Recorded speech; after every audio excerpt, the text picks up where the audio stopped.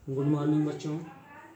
मैं आज कक्षा 10 के छात्र छात्राओं को हिंदी गद्य का विकास जो पढ़ा रहे हैं उसमें हम काल विभाजन आप लोगों को पढ़ा है। इसके बाद हिंदी में जो विधा है उसके बारे में हम आप लोगों को क्रमबद्ध बताएंगे। तो आज हम दो विधा के बारे में बताएंगे।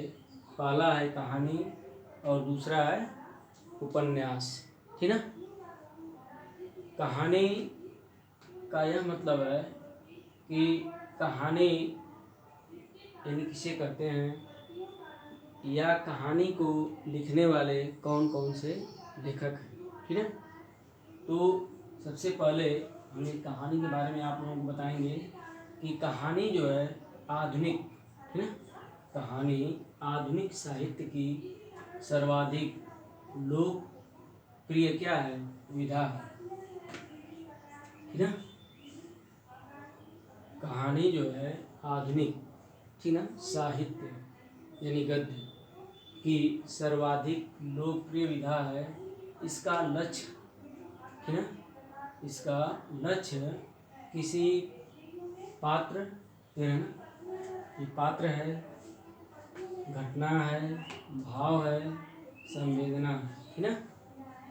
करें इसका लक्ष्य जो है पात्र, घटना, भाव, संवेदना आदि की मार्मिक अभिव्यंजना करना होता है।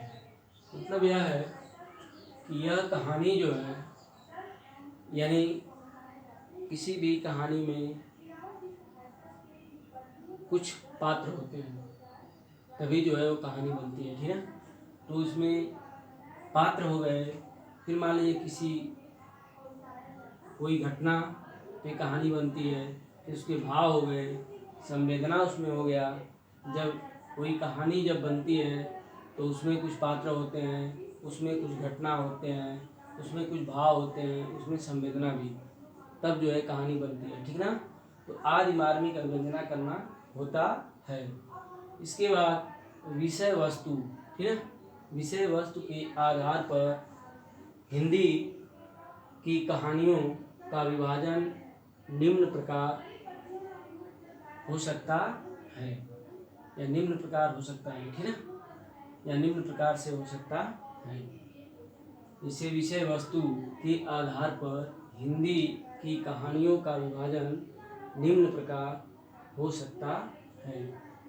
जैसे में यह है ऐतिहासिक, ठीक है, देख रहे हैं ना, ऐतिहासिक हो गया, इस पे भी कहानी बनाई जा सकती है। फिर सामाजिक हो गया, फिर यथार्थवादी हो गया, फिर दार्शनिक हो गया, फिर प्रतीकवादी, ठीक ना। इसके बाद जो है मनोवैज्ञानिक हो गया, हास्य, व्यंग, प्रधान आदि पे जो है कहानी बनाई जाती है। तो ऐतिहासिक, सामाजिक, यथार्थवादी, दार्शनिक, प्रतीकवादी, मनोवैज्ञानिक, हास्यव्यंग, प्रधान आदि पर कहानी लिखने वाले, ठीक ना, जो लेखक हैं, ठीक, पूछता है कि कहानी लिखने वाले किन्हीं दो लेखकों के नाम लिखिए या किसी एक लेखक का नाम लिखिए। तो देखिए इस कहानी के बारे में हम आपको बता रहे हैं और मुख्य रूप से कहानी लिखने वाले कौन कौन से लेखक हैं उनको हम लिख दे रहे हैं कि ताकि आप इसको भूलेंगे नहीं। यदि कहानी में पूछ रहा है लेखक का नाम या उपन्यास में पूछ रहा है लेखक का नाम, उसको मैं लिख कर आप लोगों को बता दे रहा हूँ कि ताकि आप भूलेंगे नहीं। समझ आएगा ना। तो देखिए यह कहानी लिखने वाले किस पे कहानी लिखी जाती है, ठीक है। तो वह ऐतिहासिक हो गया, सामाजिक हो गया, दार्शनिक हो गया, प्रतीकवादी हो गया, मनोवैज्ञानिक हो गया, हास्यव्यंग, प्रधान आदि पर कहानी लिखने वाले जो लेखक हैं इसमें हैं जयशंकर प्रसाद, ठीक। अक्सर जो भी गद्य, जो हिंदी गद्य का जो विकास है इसमें हम देखते हैं कि जैसे जयशंकर प्रसाद है, प्रेमचंद है, उन्होंने कहानी भी लिखा है, उपन्यास भी लिखा है, ठीक है, रिपोर्टाज भी लिखा है, तो ये जो विधा है, तो यह बस ध्यान देने की बात है कि कौन लेखक, कुछ ऐसे लेखक हैं कि जो सारे चीज़ों को लिखे हैं, ठीक है, तो उनका भी आप नाम लिखते हैं तभी सही होगा। अब देखिए, तो कहानी में यह लेखक हैं जयशंकर प्रसाद, ठीक। इसके बाद आप आगे आते हैं प्रेमचंद, ठीक, जैनेन्द्र हैं, ठीक है, इसके बाद यशपाल हैं, ठीक, इसके बाद अज्ञेय हैं, ठीक है। अज्ञेय जो नाम है, यह जो लेखक हैं इनका बहुत बड़ा नाम है। इनका पूरा नाम है सच्चिदानंद हीरानंद वात्स्यायन अज्ञेय, पूरा नाम है, ठीक ना। लेकिन यदि आप अज्ञेय भी लिखते हैं तब भी गलत नहीं होगा, सही होगा। जो भी एग्जामिनर चेक करेगा उसको सही कर देगा। इनका पूरा नाम सच्चिदानंद हीरानंद वात्स्यायन अज्ञेय, ठीक है। तो देखिए अज्ञेय लिखेंगे, अज्ञेय शॉर्ट नाम। कुछ प्रसिद्ध कहानीकार हैं। ये जो लेखक के जो नाम हम आपको बताए हैं, इसमें से भी कुछ प्रसिद्ध लेखक हैं। इन्हीं में से कुछ प्रसिद्ध लेखक हैं जिनके नाम हम आपको बता रहे हैं, आप पढ़े भी हैं। जैसे मान लीजिए प्रेमचंद रचित जो मंत्र है, कक्षा 9 की हिंदी में गद्य में पहले ही चैप्टर में प्रेमचंद का मंत्र, ठीक ना, आप लोग पढ़े हैं, ठीक ना, 9th में। इसके बाद यह प्रेमचंद का जो मंत्र है यह क्या है, कहानी है, ठीक ना। इसके बाद जो है दूसरा है जयशंकर प्रसाद, प्रसाद लिखे हैं, इनका पूरा नाम है जयशंकर प्रसाद। जयशंकर प्रसाद जो है, इनकी कहानी है ममता। ये जो है हाई स्कूल में ये आप ही लोगों के, यानी यह हिंदी कक्षा 10 में यह चैप्टर गद्य दिया है, ठीक ना। यानी जयशंकर प्रसाद का क्या, ममता, देख रहे हैं ना। जयशंकर प्रसाद का ममता हो गया और प्रेमचंद का मंत्र हो गया। ये दोनों क्या है, कहानी। ये दोनों लेखक क्या हैं, कहानी। इन सभी कहानीकारों लेखकों में यह दो लेखक क्या हैं, प्रसिद्ध हैं, ठीक है। कभी आप नहीं बोल सकते हैं प्रेमचंद, ठीक, मंत्र, और जयशंकर प्रसाद ममता, समझ में आएगा ना। तो यह रहा आपका कहानी का के लेखकों के नाम, ठीक ना। इसके बाद दूसरे नंबर पे आपका आता है उपन्यास, ठीक ना। उपन्यास का मतलब यह है कि हिंदी उपन्यास विधा, पहले ही हम बता दिए कि ये सभी विधा हैं, ठीक है। एक एक करके हम आप लोगों को बता रहे हैं। तो आज जो है कहानी और उपन्यास के बारे में ही बताएंगे। तो हिंदी उपन्यास विधा का प्रारंभ, ठीक है, जब यह उपन्यास विधा का जब प्रारंभ जो है भारतेंदु युग में हुआ, ठीक है। किस युग में, भारतेंदु युग, यानी भारतेंदु हरिश्चंद्र से ही हुआ। यह उपन्यास स्वयं जो है भारतेंदु युग यानी भारतेंदु जी ने ही किया।